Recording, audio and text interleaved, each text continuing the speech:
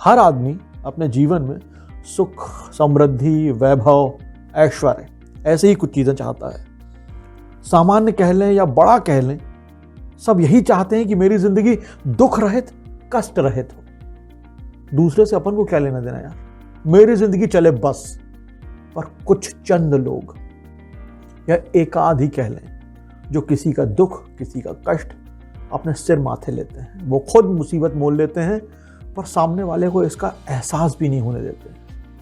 खुद पिछले पायदान या सबसे नीचे की सीढ़ी पर खड़े होकर अपने प्रिय को ऊंचाई पर देखने और उसके लिए हमेशा अच्छा भाव रखने वाले कुछ महान ही होते हैं। नमस्कार दोस्तों, मैं अतुल हूं। आज शनिवार है यानी आपको कहानी सुनाने का वादा है। और वैसे भी आज का शनिवार कुछ खास है। आज क्रिसमस भी है। आप सभी को सबसे पहले क्रिसमस यानी जीसस के जन्मदिन की बहुत शुभकामनाएं। आज अटल जी का जन्मदिन भी है। अटल जी यानी अटल जी, उनका नाम ही काफ़ी है। राजनीतिक जीवन हो या फिर निजी जिंदगी, वो हमेशा हर जगह शिखर पर ही रहे। हमेशा अजात शत्रु यानी जिसका कोई शत्रु ना हो। उनकी समाधि का नाम उनके जीवन को बयां करता है। समाधि का नाम है उनकी सदैव अटल। वास्तव में वे सदैव अटल ही रहे। आज का शनिवार इसलिए भी खास है क्योंकि आज साल का आखिरी शनिवार है। यानी अब अगले शनिवार को जब आपसे मुलाकात होगी तो वो अगले साल ही होगी।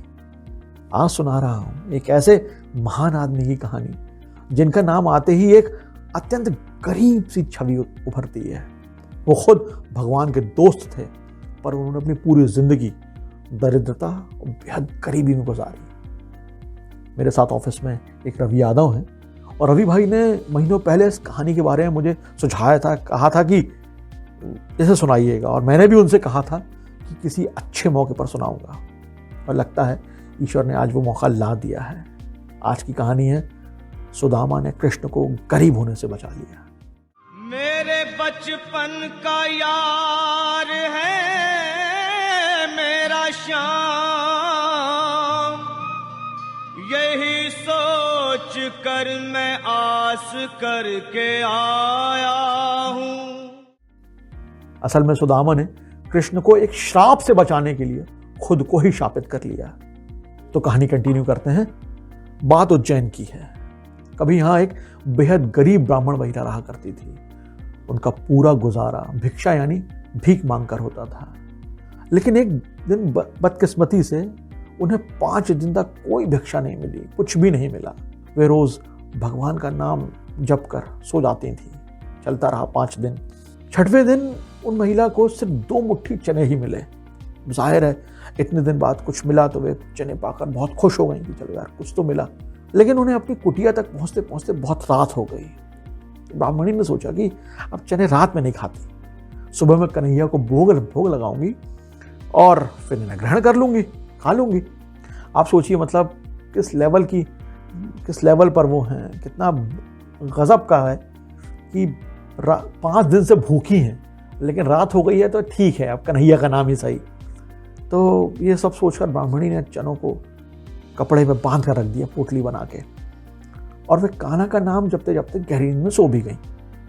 लेकिन कहते हैं ना कि यार दाने दाने पे लिखा है खाने वाले का नाम। यहाँ खाने वाले का भी नहीं है, यहाँ पर तो किसी और का ही नाम लिखा था। अब जैसे ही ब्राह्मणी को नींद आई तो कुछ चोर उनकी कुटिया में आ गए। अब जो अपनी जिंदगी खुद भिक्षा मांगकर गुजार रही है उसके पास क्या ही मिलेगा। कुछ था तो नहीं ब्राह्मणी के पास, सिर्फ एक ही चीज थी और वो थी उस चने की पोटली। चोरों के हाथ लग भी गई। चोरों ने समझा कि यार कुछ खनक सी हुई, कुछ कर सी आवाज आई, आप पोटली उठाएंगे तो कुछ तो आवाज आएगी। तो चोरों को लगा यार इसमें कोई खजाना है, कुछ हीरे जवाहरात टाइप के हैं, क्योंकि छोटे छोटे से हैं, कुछ है, अंधेरा है। तो उन्हें लगा यार कुछ कीमती चीज हाथ लग गई है। और बस तभी कुछ ऐसी खटपट हुई, कुछ चीजें हुई और ब्राह्मणी जाग गई और कुछ उन्होंने शोर सा मचाया। अब शोर मचाया, उस समय का माहौल एकदम सन्नाटा था रात में। तो दूर तक उनकी आवाज़ गई और उनकी मतलब उनके व्यवहार के, उनके बर्ताव के सीधी सादी थी।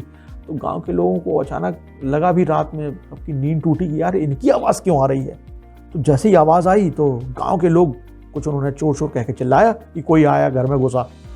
तो गांव के लोग चोरों को पकड़ने के लिए दौड़े, लेकिन चोर पोटली लेकर पहले ही भाग निकले। जो हाथ पे लगा था उनको तो लेके भागना ही था। अब दौड़े भागे, बीच में दौड़ रहे थे, बीच में तो दौड़ रहे थे तो सांदीपनी मुनि का आश्रम आया और यहीं पे चोर छिप गए। सांदीपनी मुनि का आश्रम यानी ये वही आश्रम है जहां कृष्ण और सुदामा एक साथ शिक्षा ले रहे थे। अब गुरु माता यानी ऋषि सांदीपनी की पत्नी को लगा कि आश्रम के अंदर कोई तो आया है। जैसे ही वो देखने के लिए आगे बढ़ी, और चोरों को भी यही लगा कि यार कोई आ रहा है, वो भी डरे, क्योंकि अब चोर तो चोर ही होता है। उसके मन में तो हर पल भय होता ही है कि यार कोई देख ना ले, कोई आ ना जाए, कोई ये ना कर दे। तो वो पहले ही भय आतुर थे। जैसे ही चोरों को लगा कि कोई आ रहा है तो वे और डरे और आश्रम से भागने को हुए, भाग ही निकले। लेकिन उनकी जो पोटली थी, जो चने की पोटली थी, वो वहीं गिर जाती है। और बस यही पोटली का गिरना ही टर्निंग पॉइंट है कहानी का। दूसरी तरफ ब्राह्मणी भूख से परेशान थी, सुबह हो चुकी थी। उन्होंने जो सोचा था कि सुबह खाऊंगी, और जब पता लगा कि चने की पोटली तो चोर उठा के ले गए, तो दुख का कोई पारावार नहीं रहा। एकदम मन विकल हो गया, क्योंकि काफी दिनों बाद चने मिले थे, भूखी थी। इतने दिनों की भूख के बाद मतलब विनम्र आदमी का भी सब्र टूट जाए, और शायद वही हुआ। उन्होंने सोचा कृष्ण को अर्पण करके खाऊंगी, लेकिन कुछ और ही हो गया। और उस क्रोध में, उस दुख में, उनके लिए तो वो जैसे पूरी जायदाद छिन जाने जैसा था। उन्होंने क्रोध में श्राप दे दिया कि मुझ दीनहीन असहाय के चने जो भी खाएगा वो दरिद्र हो जाएगा, गरीब हो जाएगा। इधर आश्रम की सफाई करते समय गुरु माता को वही चने की पोटली मिल गई। जब उन्होंने खोल कर देखा तो चने निकले। और जब वो ये सब कर रही थी, सफाई कर रही थी, तो तभी कृष्ण सुदामा भी रोज की तरह जंगल से लकड़ी लाने के लिए जा रहे थे।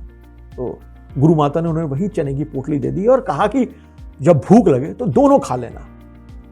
सुदामा त्रिकालदर्शी थे, उन्हें बचपन से ही इन सब चीजों का बोध था। जैसे ही सुदामा ने चने की पोटली हाथ में ली, वैसे ही उनकी आंखों के सामने सारा रहस्य आ गया। एकदम सब कुछ साफ हो गया कि यार ये तो कुछ और ही है। सुदामा ने सोच लिया कि अगर श्री कृष्ण ने ये चने खाए तो सारी सृष्टि ही गरीब और दरिद्र हो जाएगी। मतलब जो नियंता है वही गरीब हो जाएगा, तो बाकी का तो सोचना ही क्या। बस जंगल में गए और इसी विचार के साथ उन्होंने सारे चने खुद ही खा लिए, खुद ही दरिद्रता का श्राप ले लिया, लेकिन अपने परम सखा कृष्ण को एक भी दाना नहीं दिया। एक बार जब सुदामा द्वारिका चले गए, द्वारिकाधीश हो गए, तो सुदामा आते हैं एक बार। इस बीच कृष्ण ने उनकी झोपड़ी जो थी वो महल में बदल दी, लेकिन कभी सुदामा उनके महल में गए ही नहीं। उन्होंने अपना बचा हुआ जीवन वहीं कृष्ण के मंदिर में उनके चरणों में बिता दिया। सृष्टि का चलाने वाला गरीब ना हो, इसके लिए उन्होंने जीवन भर गरीब रहना स्वीकार किया। बस यही थी आज की कहानी। बराबर पे अपने सुदामा बिठाए, चरण आंसुओं से शाम ने धुलाए। हाँ दोस्तों, साल के जाने की बेला आ चुकी है, लेकिन इस साल हमने क्या क्या नहीं देखा। कोरोना की दूसरी लहर न जाने कितने अपनों को ले गई। इस दौरान एक नया शब्द हमारे सामने आया, आपदा में अवसर। एक वो व्यक्ति था जिसने दोस्त गरीब ना हो इसलिए खुद गरीबी ओढ़ ली उम्र भर के लिए। और आज के लोग जिन्होंने दूसरे के दुख को पेर कर तेल निकाल लिया। आपके हालात जो भी हो, लेकिन मुझे तो मेरा चाहिए, वो भी हक से ज्यादा। मौका है, लूट लो गुरु। हम लोग स्कूल में रिसेस के बाद दोपहर में एक प्रार्थना करते थे, मनसा वाचा कर्मणा सबको सुख पहुंचाए। कितनी गंभीर बात है ये, लेकिन इसका पता काफी बाद में चला कि यार आपके मन वचन कर्म से किसी को दुख नहीं पहुंचाना। भागम भाग की दुनिया में किसी को कुछ देना तो पीछे ही छूट गया है। अगर दे पाए तो 2 मीठे बोल दे दीजिए। सामने वाला तमाम कष्टों के बावजूद आपकी बात पर मुस्कुरा दे, समझ लीजिए दिन सफल हो गया है आपका। ज़्यादा ज्ञानवाणी हो गई हो तो माफ़ी चाहता हूँ। अगले शनिवार शाम 6 बजे आनी के YouTube चैनल पर एक नई कहानी लेकर आऊँगा। तब तक स्वस्थ रहिए, खुश रहिए, अपनों के साथ रहिए और सुनते रहिए मुझे यानी अतुल को। कहानियाँ अच्छी लगती हो तो हमारा YouTube चैनल ज़रूर सब्सक्राइब कीजिएगा और अपनों से भी करवाइएगा। नए साल की आप सभी को आज से, अभी से ढेर सारी शुभकामनाएं। आज आपको एक गाने के साथ छोड़कर जा रहा हूँ। इस आदमी की आवाज़ को क्या ही कह दूँ। बरसों से पागल हूँ और आज भी हूँ उसी शिद्दत से। एक गाना सुनिए, एंजॉय कीजिए। जय हिंद। थोड़ा सा हंसा के, थोड़ा सा रुला के, पल ये भी जाने वाला है।